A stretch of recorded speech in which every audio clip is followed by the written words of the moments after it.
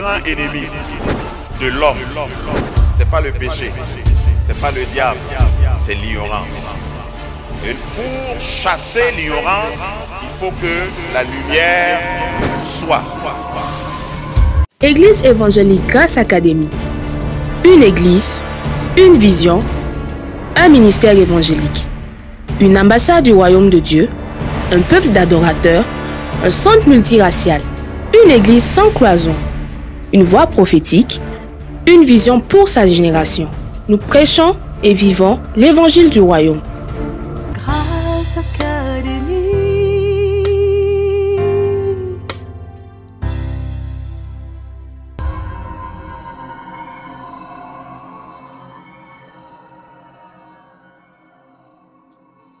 Il faut que Dieu te rende capable d'assurer ta mission. Parce que moi, je vois dans la Bible, à partir d'Abraham, qui a cru en Dieu, que Dieu a choisi, Dieu l'a rendu riche. Et tous ses enfants étaient riches. Même Jacob, qui a mal commencé, est devenu riche. Pourquoi tu veux que moi je sois pauvre? Et en bas, même de... Non, jamais. Ça là, j'ai refusé depuis longtemps. Je ne demande même pas votre avis. Voilà. En réalité, je ne prêche pas ça là pour toi. Si on veut bien voir, je me convainc moi-même. Et je suis déterminé à frayer un chemin, mettre des choses en place pour que ceux qui vont venir après nous, après moi, puissent escalader plus facilement. Le diable est un menteur. Ensuite, je vais aller vite. Vous comprenez que je dis dans la pauvreté parce que je suis né dedans. Ensuite, le premier escalier, c'est le niveau confortable. Confortable. Quand tu as un salaire, et je vous ai dit déjà ici que salaire veut dire sale air.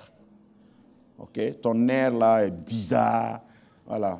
C'est seulement à la fin du mois que tu souris. Donc, le salaire, ce qui compte sur la fin du mois, c'est ceux qui sont confortables. Assez pour t'amener jusqu'à l'autre début de mois. Et puis tu prends, tu es content. Et puis vers la fin du mois, tu veux tomber.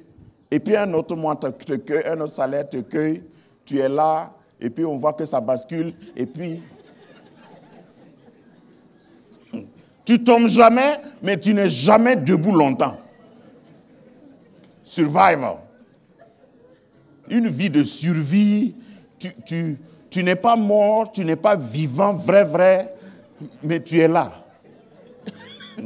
Que Dieu te délivre de ce niveau. Sur le plan matériel, il y a une dimension. Il ne faut pas te contenter d'un salaire. Il ne faut pas te contenter d'une fin du mois. Ce n'est pas ça que Dieu a prévu pour toi. Ce que Dieu a prévu pour toi, c'est, si ce salaire-là te plaît, il faut au moins avoir plusieurs. Et ici, mon barème, c'est quoi? 4 salaires. Il faut au moins avoir 4 salaires. Comme dans le jardin d'Éden. 4 bras qui irriguaient Éden. Dis à ton voisin parce qu'on ne sait jamais. Ensuite, il y a riches. Les riches, par définition, c'est ceux qui arrivent à économiser. Si je disais ceux qui arrivent à faire de l'économie chaque mois, qui épargnent, pas épargner pour acheter quelque chose, ça c'est pas épargne. Ça c'est cotisation.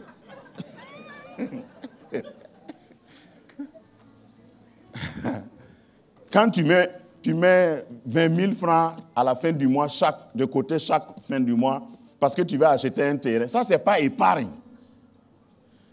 C'est quand tu ouvres un compte, tu mets dedans. Et puis si quelqu'un te demande, tu dis c'est pour mes vieux jours. Ou bien tu dis on ne sait jamais. C'est ça qu'on appelle épargne. Sinon ce que tu cotises pour acheter moto là, ça c'est souffrance. Et souvent ça dépasse la souffrance, puisque tu pars enlever un peu dedans encore. J'ai vécu ça, c'est pourquoi j'en parle. Ça, c'est quand tu dépasses la zone de confort, mais tu arrives à mettre un peu de côté. Là, tu es riche. Et j'ai un exemple dans Genèse chapitre 24, verset 34. Genèse 24, 34 à 35. Alors il dit, je suis serviteur d'Abraham. L'Éternel a comblé de bénédictions mon Seigneur, qui est devenu puissant.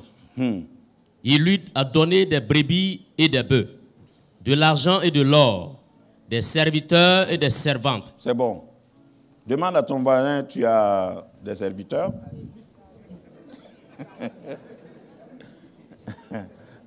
Parce qu'il y a des signes, hein? Il y a des signes de la richesse. Et ce n'est pas la peine de maudire ce que tu n'as pas. Puisque souvent dans notre milieu là, ce que tu ne peux pas avoir là, dire, oh, c'est des voleurs. Hein? Il y a des gens, quand ils voient une belle voiture passer, ils disent, oh, c'est les voleurs du peuple. Quel peuple? Toi-même, tu ne payes pas tes impôts. On a volé quoi?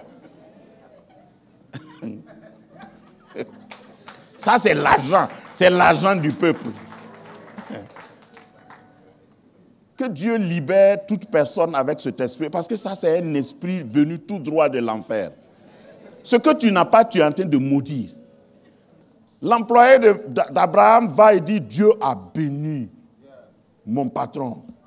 Et l'a rendu riche. Et puis il est puissant. Demande à ton voisin, tu es puissant?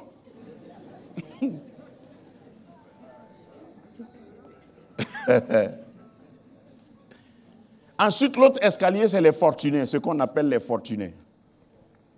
Isaac, Genèse 26, 12. Tu peux lire? Il dit, Isaac sema dans ce pays et il recueillit 7 années le centuple, car l'Éternel le bénit. Cet homme devint riche et il alla s'enrichissant de plus en plus, jusqu'à ce qu'il devint fort riche. Certains d'entre nous, on n'est même pas faible riche. Quand on dit fort riche, là, c'est qu'on ne peut plus estimer. Et puis, ces personnes-là, c'est avec eux que Dieu a fait l'alliance. Je ne sais pas d'où est venue l'idée de certains croyants dans le Nouveau Testament qui disent, richesse là, c'est pas vraiment la volonté de Dieu. Attention, hein, quand tu atteins 2-3 millions, il faut arrêter comme ça, sinon... Et Isaac, on dit qu'il est devenu riche. Il allait s'enrichissant jusqu'à devenir fort riche. Il avait des troupeaux de menu bétail et des troupeaux de gros bétail et un grand nombre de serviteurs. Aussi les Philistins lui portaient envie. Est-ce qu'on te porte envie d'abord? Dans ton quartier? Parce que c'est tout un peuple, tout un pays qui portait envie à une seule personne. Je suis en train de décrire le futur de quelqu'un et puis il est là comme ça. Regarde, n'aie pas peur quand les gens te portent envie. De temps en temps, si tu as l'occasion, il faut dire, c'est pas de ma faute, je suis en alliance avec Dieu. Il faut aller demander à Dieu, il va t'expliquer pourquoi il m'a rendu riche et je vais fort en m'enrichissant, en devenant que Dieu t'amène là. Ensuite, il y a l'escalier de la prospérité. Ceux qui sont prospères. Parce qu'on utilise mal les mots. J'ai catégorisé comme ça parce que j'ai fait beaucoup de recherches là-dessus. Souvent, c'est des mots qu'on emploie, mais on ne voit pas à l'origine ce que... Quand on dit que quelqu'un est prospère, là, c'est quelqu'un qui ne compte pas avant d'enlever. Littéralement. Quand il veut enlever, il enlève. Et puis il te demande, ça suffit? Ou bien j'ajoute. Mais toi et moi, même pour donner à Dieu, là, on compte. Regarde, il y a des gens qui ont quitté à la maison avec l'enveloppe de la dîme. Arrivé ici, ils comptent encore. Ils regardent encore. Est-ce que je ne me suis pas trompé à ajouter 500 francs? Donc, prospère. Salomon, quand je dis que c'est donné sans compter, Salomon, dans 2 Chroniques, chapitre 1, verset 6, a offert combien de bœufs? 1000 bœufs en holocauste. C'est-à-dire, il n'a rien prélevé de ces 1000 bœufs-là. Il a tout brûlé. Si c'était à Ouaga, s'il a brûlé à la mairie centrale, d'ici tu vois la fumée. 1000. Et tout le monde se rend. C'est quoi ça là? On dit, c'est Salomon qui a fait sacrifice. Il y a des gens qui critiquaient, c'est sûr, parce qu'il venait d'arriver au pouvoir. Les bœufs là, en réalité, si tu veux prendre bien le contexte, ce n'est pas pour lui. C'est un héritage. Son père lui donne ça et il l'enlève, il donne. S'il a donné 1000, c'est qu'il y en a. Souvent, on s'arrête sur ça, on croit que c'est le plus gros sacrifice de Salomon. Le passage suivant, l'escalier suivant, dans 2 Chroniques 7, 5, il faut me lire ça quand même. 2 Chroniques 7, 5. Ça, c'est l'étape où on peut dire la personne est florissante. Le roi Salomon immola 22 000 bœufs et 20 000 brebis. Attends, 120 000 brebis. Attends, ça a étourdi quelqu'un. Combien de bœufs? 22 000 bœufs. Voilà. Égorgé 22 000 bœufs. 22 000 bœufs. Et puis combien? Et 120 000 brebis. Ainsi le roi et tout le peuple firent la dédicace de la maison de Dieu. C'est-à-dire, souvent on vient, on donne quelque chose à Dieu et puis on croit que Dieu s'est levé sur son trône et dit, ouais, il n'y a pas quelqu'un. Hein? Tu n'as pas ton dé. Tu m'as donné ça. Un billet de 10 000. Vraiment, félicitations. Et Salomon, là, c'est quand lui-même, vous savez que c'est presque la même année, c'est à la même époque. Holocauste de 1000 bœufs, là, ça c'était introduction. Comme je suis devenu roi Seigneur, je te rends grâce avec 1000 holocaustes. Maintenant, il commence à travailler. Et il a fini de bâtir le temple. Et il dit, venez pour la dédicace. Parce que là, ce n'est pas holocauste. Il a immolé et puis on a mangé. Quand tu atteins cette dimension-là, tu traites avec des nations. Tu deviens une institution. Tu n'es plus un individu. Hein? Les nations viennent, c'est ce que la Bible dit. Vous prêterez aux nations, vous n'emprunterez pas. À partir de là, lisez votre Bible. Salomon était assis, il ne voyageait pas. Tout ce qu'un pays a de meilleur venait à lui. Que tu deviens un aimant d'attraction pour tout ce que tu désires, que tu n'aies pas besoin de voyager même. Le Seigneur est suffisamment puissant. Le Seigneur que je prêche là, le Dieu que je prêche là, c'est le Dieu de Salomon. Le Dieu de Grâce Académie, c'est le même Dieu que Salomon a adoré. Dans le domaine spirituel, il y a aussi des niveaux. Il faut que tu montes. Quand tu es sauvé, c'est bien. Le premier escalier, c'est sauver, libérer même des démons. Je suis sauvé, alléluia, gloire à Dieu. C'est bien. Mais il y a mieux que ça. Il faut devenir puissant. Spirituellement parlant maintenant. Puissant spirituellement. Et ici, j'ai mis 2 Rois 1, 9. Il s'agit du prophète Élie. On va aller rapidement. Vous vous rappelez de l'épisode où le roi a envoyé 50 soldats pour saisir Élie. Et puis ils sont arrivés, Élie était en haut de la montagne, ils sont restés en bas et dit, « Hé, prophète, le roi dit, descends. » Et puis ils étaient armés. 50 personnes pour une seule personne. C'est-à-dire, on envoie 50 gendarmes pour arrêter quelqu'un. Et ils sont armés. Je ne sais pas si vous voyez bien l'image. Et Élie se lève, il dit, si je suis homme de Dieu, soyez calcinés. Il n'a pas prié. C'est sa puissance là. Ce n'est pas prière. Hein? Il a dit, si je suis homme de Dieu, que le feu descende du ciel et vous consume. Et puis c'est fini. Le feu est effectivement descendu. Et ils sont devenus de la cendre. Ça là, c'est pas sauvé, hein. Ton sauvé là, tu es sauvé, c'est bien, mais il faut monter encore un autre niveau, une autre dimension, aller de gloire en gloire. Et ensuite, prochaine étape, il faut devenir plus puissant. 2 Rois chapitre 6, verset 8 à 23, c'est long. Cette fois-ci, c'est Élisée. Il y a eu Élie, et puis il y a eu Élisée.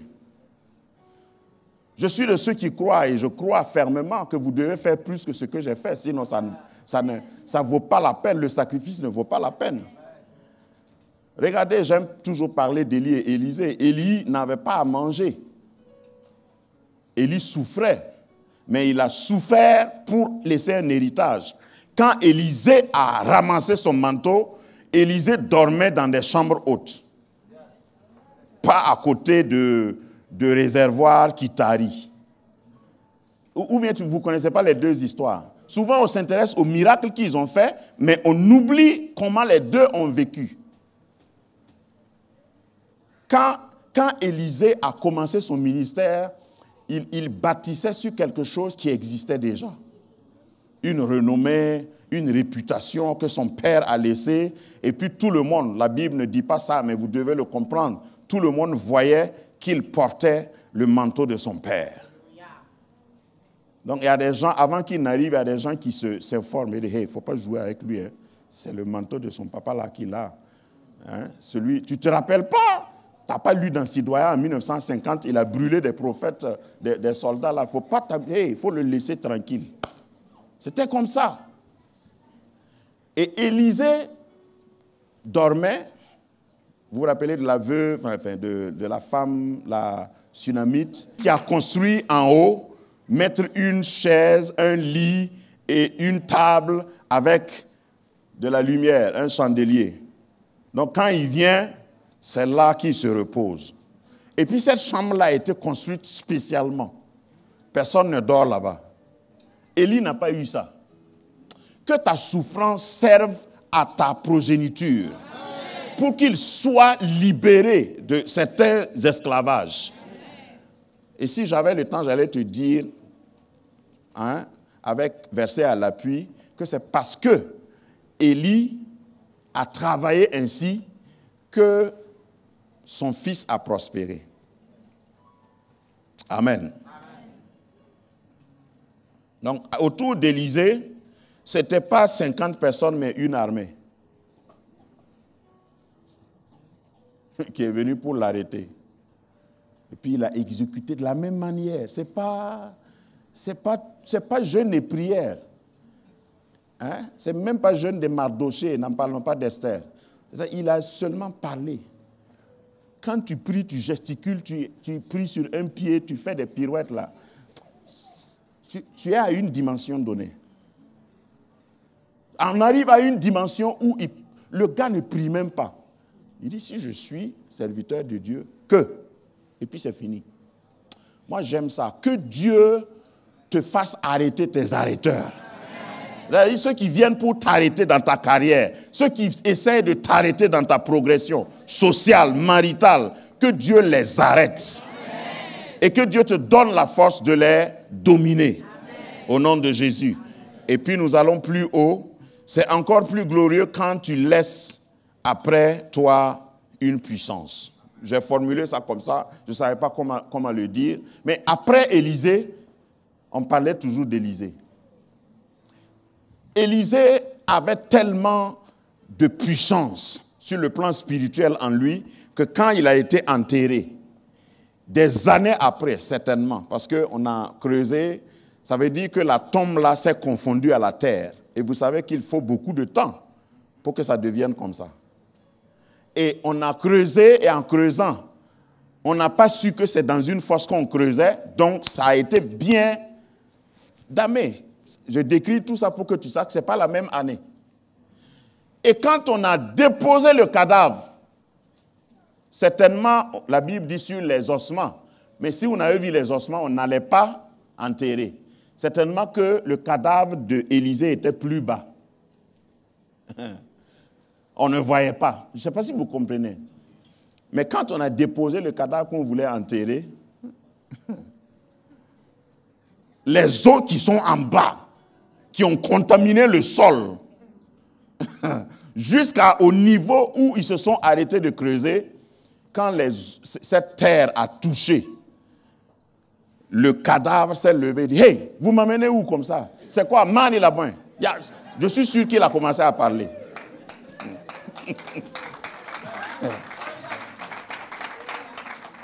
Non, c'est pas des miracles où tu vas voir, il tourne comme ça.